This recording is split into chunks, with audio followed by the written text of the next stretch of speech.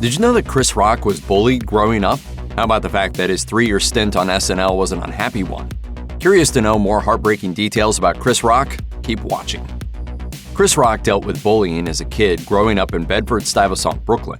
Attending an all-white school, Rock's bullying experience began in 2nd grade and lasted until high school, where he eventually dropped out during 10th grade. In an appearance on The Howard Stern Show, he called those years a horrible existence and related them to Tim Robbins' experience in The Shawshank Redemption. Rock said he was regularly called the N-word and had to endure beatings. Rock said that he discovered one of his former bullies working as a security guard on his movie set, a bully who used to shake Rock upside down to steal his money. Rock said the bully appeared ashamed and acknowledged him politely, leaving Rock aware that the man's embarrassment was punishment enough.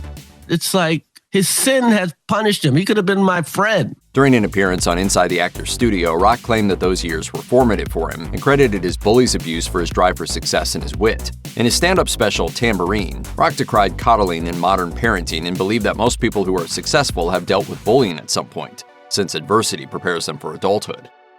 Chris Rock received a breakthrough into comedy when he was invited onto the cast of Saturday Night Live in 1990. His castmates included SNL titans and lifelong friends Adam Sandler, Chris Farley, and David Spade.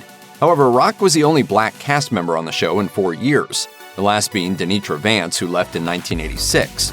With his unique position, Rock was constantly pigeonholed as legendary comedian Eddie Murphy's successor, but the two comics had completely different styles, and Rock felt the sketch comedy show never played to his strengths. Additionally, his ideas were sidelined, and the roles he was given were stereotypical. He was asked to play a Ubangi tribesman, which Rock said felt racist since he was the only black actor, according to his interview with the podcast WTF with Marc Maron. The newer sketch comedy show In Living Color provided Rock with the opportunity to broadcast his comedic style. Rock told Maron that compared to SNL, In Living Color was blacker and he wanted to be in a place where he no longer had to translate the comedy he wanted to do. When Rock made his plans to join In Living Color known to SNL producers, he was formally fired, ending a 3-season career. Unfortunately for Chris Rock, his plans to project his true comedic voice on a competing sketch comedy show were short-lived. He only appeared in 6 episodes when In Living Color was suddenly canceled. During Adam Sandler's monologue on SNL in 2019, Rock joked about his abrupt post-SNL failure, singing, Then I went on and live in color. 3 weeks later, they took it off TV. After that failed stint, Rock entered a transition period of sorts until he would ultimately find stardom. He first wrote and starred in the comedy film CB4 in 1993 about wannabe rappers. The film received lukewarm reviews from the New York Times and the Los Angeles Times, the latter of which accused CB4 of being formulaic. He then covered the 1996 presidential campaign for Comedy Central's Politically Incorrect. He also made an HBO comedy special in 1994. However, none of these projects made the sort of impact Rock was perhaps hoping for. Afterward, he went on tour at small venues in order to bolster his career and hone his craft, leading to his big break, the 1996 HBO special Bring the Pain.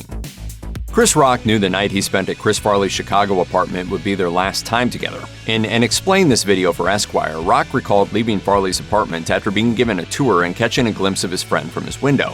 He thought to himself, and I was like, that's probably the last time I'm going to see him. He said they tried to meet later, but due to Farley's addiction, those plans never came through. Farley died of a cocaine and morphine overdose on December 18, 1997. Rock and Farley, along with Adam Sandler and David Spade, were known as the Bad Boys of SNL, creating a legendary era for the historic sketch comedy show. The office they shared together was fondly nicknamed The Dorm. Friends for life, all 3 castmates were present for Farley's Hollywood Walk of Fame ceremony in August 2005, where he was honored posthumously with a star. Referencing Farley's tendency to use his physical size for comedic advantage, Rock said, "I think every fat comedian owes him $80 that's working today." Chris Rock filed for divorce in December 2014, ending his 18-year marriage to Malak Compton. The divorce took nearly 2 years to get finalized and included a custody battle for their 2 daughters. In an interview with Rolling Stone, Rock admitted that he wasn't a good husband at times. He had extramarital affairs with several women, believing he was sanctioned for bad behavior due to his wealth and fame. Rock said his now former wife wanted 52% of custody of their children, and he cried during the custody battle. However, he said that a divorce provided the opportunity to start over in his career, saying, "It's not a breakdown, but something in your life broke down." He later bought a house in New Jersey close to his ex-wife in order to be near his daughters. Shortly after, Rock started doing bits during his shows concerning the separation, which included faulting himself for his relationship's failure and observing how much his ex-wife hated him. But he eventually stopped talking about his marriage, noting, "It's not fair. I have a mic. She doesn't." In his Netflix special Tambourine, Rock detailed the circumstances that led to the divorce, including a porn addiction. He said watching a lot of porn numbed him toward sexuality, which led to poor social communication, which he called, quote, sexual autism. In 2014, Chris Rock skipped ahead of the cultural zeitgeist when it came to race relations in Hollywood, months before the Oscars So White campaign gripped the industry, and wrote an essay in The Hollywood Reporter about being black in Hollywood. The magazine described his chosen topic as Hollywood's third rail, but it feels prescient in hindsight. In the piece, Rock labeled Hollywood a white industry. He also accused Hollywood of hiring the same black actors consistently while not giving others a way in. He bemoaned the lack of black men hired for management roles, alleging that these opportunities are usually given to black women with Ivy League backgrounds. He also said that black-led films are scrutinized to a degree that white-majority films aren't, and black actors are always hired deliberately and never on a short list with white actors. In the essay, Rock relates a time when he wanted a role in the 2004 film Starsky & Hutch, but was only offered the opportunity to play Huggy Bear. At the BET Awards in 2019, he made a joke at Jussie Smollett's expense, saying Smollett was a waste of light skin. Rock joked that if he had Smollett's skin color, he would have taken over Hollywood by now. Chris Rock began therapy after testing himself for Asperger's, according to an interview in The Telegraph. Instead, he was diagnosed with nonverbal learning disorder, which affects one's ability to understand nonverbal communication and notice visual patterns. His diagnoses made him realize that the disorder affected his behavior in relationships. In the past, whenever he received personal criticism, he just figured it was because he was a celebrity and assumed people misunderstood who he truly was. According to Rock, he now realizes that he's responsible for how others view him. The diagnosis also led him to seeking therapy, which involves sessions 7 hours a week. It allowed him to confront childhood trauma that had long remained dormant. During an appearance on The Howard Stern Show, Rock said he suffered from a big ego and low self-esteem. His self-worth stems from his work as a comedian. Off the stage, however, Rock struggles with the idea of deserving attention or affection. In an interview with Gayle King on CBS, Rock said that he's forgiven his bullies.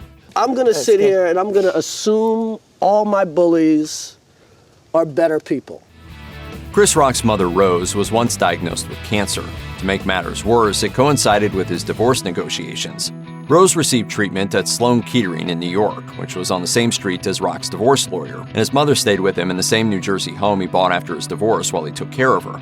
He said he prayed that his daughters were at their mother's in case their grandmother died. Thankfully, she recovered. Rose Rock published a book with HarperCollins titled Mama Rock Rules: 10 Secrets for Raising a House Full of Successful Children. You know, my claim to fame really is being Chris Rock's mom, but I'm so much more than that. In an interview with the New York Daily News, Rose said her son's sense of humor began as a defense mechanism. His small stature made him vulnerable to teasing, so he used comedy to gain an upper hand. She once believed he'd become a writer, noting that he used to load papers for the Daily News while his father served as a driver. On September 19, 2021, Chris Rock alerted the world of his COVID-19 infection through his Twitter account, tweeting, "Hey guys, I just found out I have COVID. Trust me, you don't want this. Get vaccinated."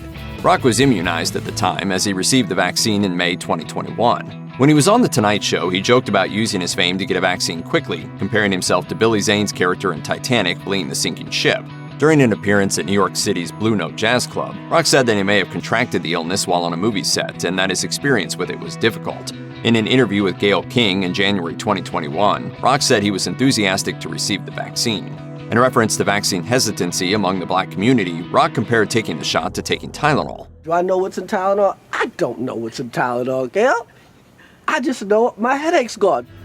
During Oscars Night 2022, Chris Rock became the target of the slap heard round the world. The incident was shocking to a lot of viewers, but perhaps not to those few who were aware of a long-standing tension between Rock and Will Smith and his wife Jada Pinkett Smith. Rock's jokes at Pinkett Smith's expense date back to 1997, when Rock had a talk show on HBO. He made fun of Pinkett Smith's speech at the Million Women March, garnering boos from his audience. It seems as if Rock has a penchant for teasing Pinkett Smith about her activism. He made another joke about her when he hosted the 2016 Oscars. At the time, Pinkett Smith was boycotting the ceremony due to the Oscars So White controversy. While on stage, Rock made fun of her boycott, implying that Pinkett Smith hadn't been invited anyway. What surprised some fans was that Rock and Pinkett Smith were co-stars when they voiced characters in the popular and lucrative Madagascar franchise. However, they hadn't worked together since 2012.